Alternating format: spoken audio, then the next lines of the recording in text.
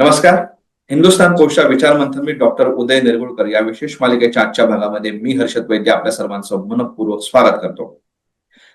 मुंबईतला कचऱ्याची समस्या आपल्याला काही नवीन नाही. मुंबईतला कचऱ्यातला जो डम्पिंग ग्राउंडचा आपण सगळ्यांना शब्द जो आपण ऐकतो त्यातला कांजूरमार्ग डम्पिंग ग्राउंड वरती मुंबईतला जवळपास 90% कचरा टाकला जातो.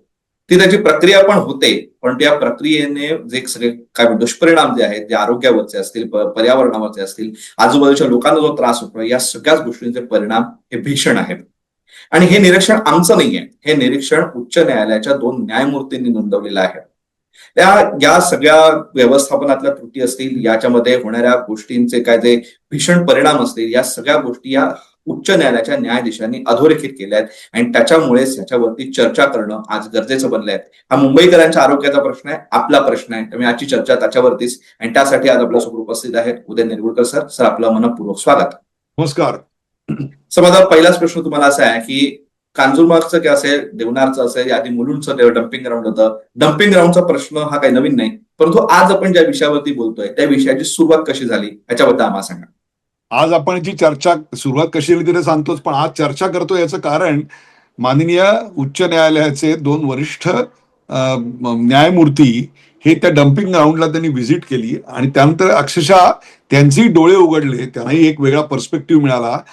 ह्याच्याऐवजी दुसरा कोणी व्हिजिट केली असती ना तर त्याचा तेवढा इम्पॅक्ट नसता झाला. सो सर्वप्रथम मी माननीय उच्च न्यायालयाचं अभिनंदन करतो की त्यांच्यामुळं आज हा प्रश्न हेडलाईन बनलेला आहे, त्यांच्यामुळं हा प्रश्न आज आपण डिस्कस करतोय.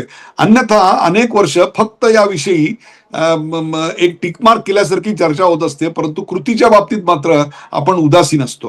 ह्याची सुरुवात कुठे झाली तर तुम्हाला सांगतो, कन्नमवार जी हाऊसिंग कॉलनी आहे, one of the largest housing colonies in Mumbai, त्याची आणि वनशक्ती या दोघांनी मिळून एक याचिका दाखल केली होती आणि त्यांच्या बाजूला कांजूरमार्गची जी डम्पिंग ग्राउंड आहे, कचराभूमी आहे, त्या कचराभूमीला युद्धभूमीचं स्वरूप आलंय अशा प्रकारची भूमिका त्यांनी मांडली. कारण तिकडे त्या कचराभूमीतून जो मिथेन गॅस बाहेर पडतो, जे इतर अनेक विषारी वायू बाहेर पडतात, त्यातून जे आरोग्याचे प्रश्न निर्माण झालेले आहेत ते जनतेसमोर यावेत, ते न्यायालयासमोर यावेत, त्यातला न्याय मिळावा, त्याच्यावर काहीतरी पुढे व्हावं याच्याकरता हे केलेलं. आणि हे काय तर पूर्वी तुम्ही म्हणतात आपण देवनारला डम्पिंग ग्राउंड होतं, ते देवनारचं डम्पिंग ग्राउंड संपलं.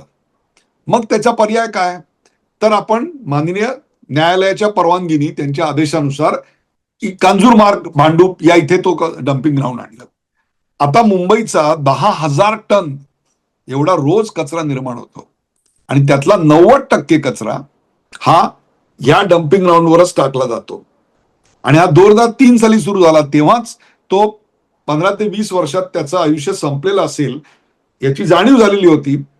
आज जर तुम्ही तिकडे जाऊन आलात, मी तिकडे जाऊन आलोय आणि किंबहुना प्रवास करताना रोज बघतोय मी डाव्या हाताला, म्हणून तुम्हाला मी सांगतो 12-12, 14-14 मजली उंच इमारती एवढं कचरा आता तिकडे मैलोनमैल साठलेला आहे. याचं कारण रोज 10,000 टन तिकडे डंप केले जातात आणि ते डंप केलेले त्याच्यावर काही सगळ्यावरच प्रक्रिया होते अशातला काही भाग नाहीये. आणि नवीन जागा जर शोधायची झाली तर प्रतिज्ञापत्राद्वारे मुंबई महानगरपालिकेने सांगितलेलं आहे की 7 ते 8 वर्ष नवीन जागा डेव्हलप करायला, विकसित करायला आणि त्याचा वापर करायला लागणार आहे. सो त्या भागात जाताना तुम्हाला किती प्रदूषण असतं मी सांगतो. चुकून जर तुम्ही तुमच्या गाडीच्या काचा खाली केल्यात तर तुम्हाला सांगतो अक्षरशः एका क्षणात तुम्हाला ओकारी येईल अशी अवस्था विशेषतः हिवाळ्यामध्ये झालेली आहे. संध्याकाळच्या वेळेला मी रात्री उशिरा जर आपण त्या रस्त्यावरून आलं आणि तिथून 1 किलोमीटर अंतर आहे बरं का, त्या 1 किलोमीटर अंतरावर सुद्धा तुम्हाला गाडीत बसणं, म्हणजे टू व्हीलरवाले असतील, रिक्षावाले असतील, नॉन एसी गाडीत बसणारे असतील, त्या चालणारे असतील, तिथे व्हेंडर्स असतील, रस्त्यावरचे काम करणारे मजूर असतील, तिथे राहणारी लोक असतील, यांच्या आरोग्याचं काय. And it has everything to do with our personal habits. आमच्या रोजच्या वैयक्तिक जीवनातल्या सवयी आणि सरकारचं धोरण या सगळ्याचा हा परिपाक आहे. तुम्हाला सांगतो याचं कारण आपल्याकडे फक्त 30 ते 35%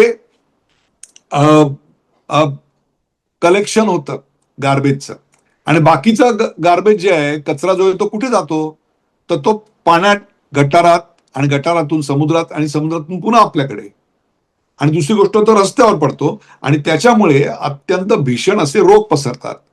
आज जे आपल्याकडे वॉटरबोर्न डिसीजेस आपण म्हणतो, ते वॉटरबोर्न डिसीज कशामुळे येतात? तर ते याच्यामुळेच येत आहेत. याचं कारण आपण त्या कचऱ्याची नीट विल्हेवाट लावली जात नाही. मला आठवतंय 2011 किंवा 12ला इटलीमध्ये एका शहराच्या मेयरनी त्यांचं जे डम्प यार्ड होतं, जसं कांजूर मार्ग आहे, ते बंद करायचं ठरवलं आणि त्यांनी सांगितलं की आता आपण शहरापासून दूर दुसऱ्या ठिकाणी आपण हे डम्प यार्ड करूया. तर तिथली जी लोक होती त्यांनी तिकडे अक्षरशः दंगली केल्या आणि कित्येक दिवस ते प्रकरण माध्यमांमधनं गाजत होतं. आंतरराष्ट्रीय मीडियाचं त्याचं लक्ष तिकडे वेधलं. प्रत्येकाने एकच सांगितलं, not in my back yard. माझ्या घराच्या बाजूला कचरा टाकू नका. मी कचरा तयार करेन, पण तो माझ्या घराशी नाही टाकायचा, तो दुसऱ्याच्या घराशी टाकायचा. मग ते भरलं तर काय करायचं, याचं उत्तर कोणाकडेच नाहीये. आणि हे जागेची कमतरता, शहरांच्या बाजूला डम्प यार्डच्या जागेची कमतरता, हे काही या दशकाचा प्रॉब्लेम नाही आहे. मला आठवते 80च्या दशकात पण हाच प्रॉब्लेम डिस्कस होता. लेबेनॉनमध्ये जेव्हा डम्प यार्ड भरलं तेव्हा शासनाने दुसरीकडे न्यायचा प्रयत्न केला, तिथे विरोध झाला. त्यांनी शेवटी सांगितलं, जा काय करायचं रे करा, रस्त्यावर टाका. आणि मग सगळी घाण रस्त्यावर यायला लागली आणि त्याच्यातनं फार मोठ्या प्रमाणात दुर्गंधी पसरली, रोगराई पसरली आणि लेबनॉनमध्ये शेकडो लोक त्या महामारीत मृत्युमुखी पडले. ही लेबनॉनमध्ये ही गोष्ट असं नाही, कॅलिफोर्नियात आज हाच प्रॉब्लेम आहे. कॅलिफोर्नियामध्ये तिकडे तर खूप मोठ्या प्रमाणात कचरा निर्माण होतो, बायोग्रेडेबल जसा आणि नॉन बायोग्रेडेबल दोन्ही कचरे प्रचंड मोठ्या प्रमाणात, कारण कन्झम्पशन खूप मोठं आहे, समृद्ध समाज आहे, खरेदी भरपूर आहे. आता होतंय असं की कॅलिफोर्नियाचा कचरा जवळच्या नेवाडा प्रांतातल्या ओसाड जागी टाकायला जात आहेत आणि त्याचा जो खर्च आहे ना, तो $150 मिलियन एवढा मोठा आहे. आता तुम्ही विचार करा, 70% ट्रॅश तिकडे जात आहे. अमेरिकेमध्ये सुद्धा 70% ट्रॅशवरच प्रोसेसिंग होत आहे, तिकडेही 100% होत नाहीये. आपल्याकडे तर त्याही पेक्षा सॉरी, आपल्याकडे पुन्हा घेऊया वाक्य. अमेरिकेत 70% प्रोसेसिंग होतं ट्रॅश, आपल्याकडे त्याच्या निम्म काय, त्याच्या 1/3 पण होत नाहीये. आता तुम्ही विचार करा, रिसायकलिंग जर अमेरिकेसारख्या ठिकाणी इतकं कमी होत असेल आणि भारतामध्ये त्याच्यापेक्षा जर कमी होत असेल, तर हा प्रश्न किती भीषण आहे. त्यामुळे सस्टेनेबल म्हणजेच शाश्वत वेस्ट मॅनेजमेंट या सिस्टीमकडे आपल्याला जायला हवं आणि ती एकट्या सरकारची जबाबदारी नाही, ती वैयक्तिक तुमची आमची पण जबाबदारी आहे. याचं कारण यापुढे लँडफिल्स तुम्हाला कचरा टाकायला मिळणारच नाहीयेत. तुम्ही कुठेही जा, तुम्ही एक विचार करा, 1 किलो कुरिअर तुम्हाला 150 किलोमीटर दूर असलेल्या पुण्यामध्ये पाठवायचं आहे, किती खर्च येईल मला सांगा. मग तुमचा 1 आठवड्याचा जो कचरा, 4 दिवसाचा कचरा 1 किलोचा असतो एका मध्यमवर्गीय घरात, बायोग्रेडेबल आणि नॉन बायोग्रेडेबल. मग तो 1 किलोचा कचरा ज्या शहरात मी राहतो तिथून 70 किलोमीटरवर दूर टाकला जातो. 70 किलोमीटरवर कुरिअर पाठवायचा खर्च काय आहे मला सांगा. मग शासनाने ते करायचं, मग पैसे कुठून आणायचे? आम्ही टॅक्स भरतो, आमची जबाबदारी संपली. हा अप्रोच आतापर्यंत चालला, यापुढे चालणार नाही. आणि जे खेडेगावात करतात ना, बर्निंग द गार्बेज, म्हणजे आग लावून टाका, त्याचा धूर करा, that's not going to work. त्याच्यातनं एक डेडली मिथेन गॅस येतो, ज्या मिथेन गॅसचा उल्लेख माननीय सर्वोच्च न्यायालयाच्या न्यायाधीशांनी पण केला आहे. आणि हे वर्षानुवर्ष घडतंय. त्यामुळे एका शाश्वत वेस्ट मॅनेजमेंट व्यवस्थेकडे आपल्याला तातडीनं जाण्याची गरज आहे.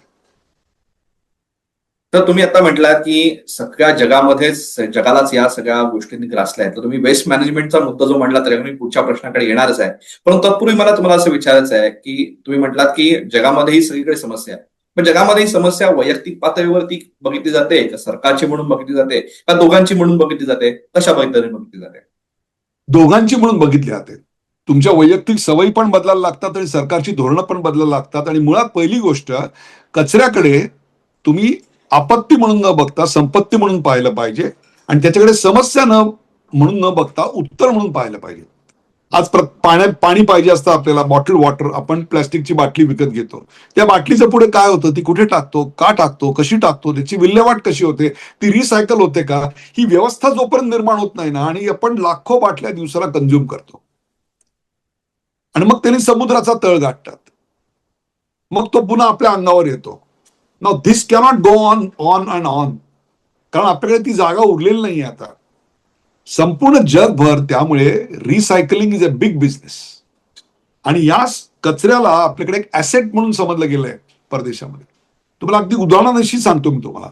स्वीडन देशामध्ये कचऱ्याचं एनर्जीत रूपांतर करायचे एवढे मोठे प्लॅन त्यांनी टाकले, आणि नंतर त्यांच्या लक्षात आलं की आपल्याकडे तेवढा कचराच निर्माण होत नाही आता. मग ते काय करतात माहितीये, बाजूच्या नॉर्वेकडून कचरा विकत घेतात. Can you imagine? बाजूच्या नॉर्वेकडून कचरा विकत घेतात, त्याचं प्रोसेसिंग करतात आणि त्याचे पैसे मिळवतात. मग जर स्वीडन सारख्या एका छोट्या देशाला हे जमू शकतं की ते कचरा निर्माण करतानाच तो सोर्स वेगळा करतात, रिसायकलेबल, नॉन रिसायकलेबल, बायोग्रेडेबल हा वेगळा करतात, तर मग तो आपल्याला का जमू नये इतक्या वर्षात? हे अशक्य आहे का मला सांगा? याच्यामुळे केवळ गार्बेज वाढत जाणार, कचरा वाढत जाणार. वी नीड टू सॉल्व्ह दिस. याच्यामुळे डम्पिंग ग्राउंड शोधा दुसरं, हे उत्तरच नाहीये तुम्हाला मी सांगतो. आज तुम्ही देवनार बंद केलं, 2003 साली तुम्ही कांजूर शोधलं, कांजूर तुम्ही 2025-26 ला बंद कराल आणि आणखीन ढिमका गाव शोधून काढाल. 2050 ला ते गाव, 2040 लाच ते गाव खलास होणार आहे. याचं कारण काय माहितीये का? Growing middle class. मध्यम वर्ग वाढत चालला, क्रयशक्ती आली, हातात पैसा आला, खरेदी विक्री आली, आणि त्या खरेदी आली की त्याचा आपल्याकडे त्याचा गार्बेज जमा झाला. उदाहरणार्थ आज आपण सकाळी ब्रेड घेतो, ब्रेडचं जे कव्हर आहे ते प्लॅस्टिकचं आहे, त्याचं काय करतो आपण? मी तुम्हाला न्यूजपेपर घेतो, त्या न्यूजपेपरच्या पुढे काय करतो आपण? ते रिसायकल करायची काय पद्धत आहे आपल्याकडे? So this is what I am saying की changing habits of the people is the way out. आणि तोच सर्वात माझं मत आहे की मोठा मार्ग आहे, आणि म्हणून ती एक मोठी अपॉर्च्युनिटी आहे. It's a very big business. आज गुजरातमध्ये त्या लोकांनी याच्यावर पैसे मिळवायला सुरुवात केलेली आहे. आज जर आपण वेस्ट वॉटर ट्रीटमेंट करून सोलापूरमध्ये महानगरपालिका, नागपूरमध्ये महानगरपालिका पैसे कमवत आहेत, मग आपण कचऱ्यावर प्रक्रिया करून पैसे का बरं करू शकत नाही? तर याचं कारण म्हणजे या सगळ्याकडे तुम्ही कसे बघताय याला महत्व आहे. तुम्ही कलेक्शन करतानाच ते सोर्स मधून वेगळं करताय का? तुम्ही त्याकरता लोकांना प्रेरित केलेत का? त्याकरता रिवॉर्ड ठेवलेत का? आणि नाही पाळलं तर त्याकरता दणकून शिक्षा केलेल्या आहेत का? आज जर नव्या बिल्डिंगला परमिशन पाहिजे असेल तर रेन वॉटर हार्वेस्टिंग कंपल्सरी आहे आमच्या ठाण्यामध्ये.